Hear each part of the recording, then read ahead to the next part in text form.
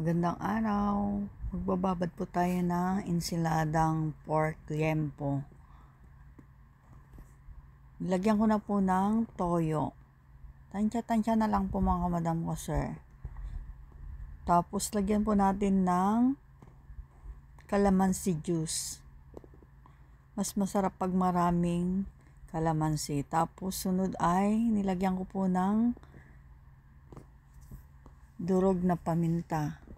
Dinamihan ko po yan para mas mabango.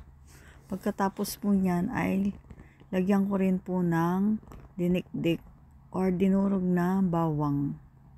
Mas maraming bawang, mas mabango, mas masarap. Tapos nilagyan ko po ng betchin pampalasa. At nilamas-lamas ko po yung pork liempo. Bago ko po himasin yung karne ay naghugas pa ako mabuti dyan ng kamay para siguradong malinis. Pagkababad po ng 1 oras or higit pa magdamag 1 araw ay mas masarap po ang liempo, pork liempo. Pagkatapos po niyan ng binabad ng ilang oras ay nilagay ko na po kaagad sa kawali. Bali hindi ko po nilagyan ng mantika dahil nagmamantika po yung karne. Yung taba niya, kusang lumalabas po yung mantika. Ayan, binaliktad ko po siya para hindi po masunog. Pagkabaliktad ko po ulit, ay babaliktarin po ulit natin para pantay po yung kanyang pagkaluto. Pagkatapos po niyan ay luto na po at aahunin na po natin. Pagkatapos pagkaprito ng liempo, ay ating hihiwain na. Masarap po yung ganitong luto, yung ensiladang pork. Lalagyan ko po ito ng kamatis, pipino, sibuyas, suka. Tapos ayan na po, ginayat-gayat ko na po yung karne ng baboy. Nang tama lang po sa laki. Masarap po ang liempo. Yan po yung pinakamasarap na part ng baboy para sa akin. Ayan, parang kilawin po style yung aking menu.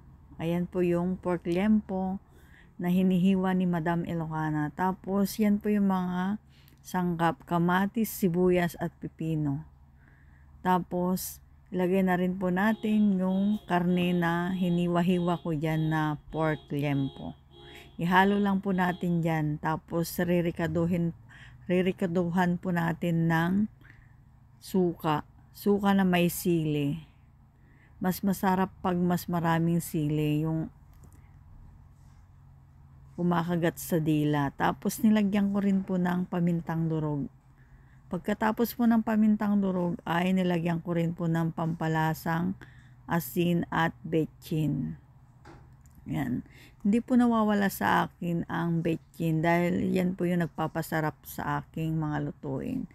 Tapos nilagyan ko na rin po ng siling labuyo at hinalo-halo ko na po ito. Masarap po yung ganitong menu, yung kakaiba sa panlasa. Kasi hindi po nakakaumay yan. Gawa ng may suka. Ayan po, tikman po natin. Ang sarap po ng ganitong klaseng menu. Parang kilawin. Salamat po sa inyong pananood. Kain na po tayo. Ready na po natin yung mainit na kanin. Masarap po yan kapag bagong luto. Bye-bye.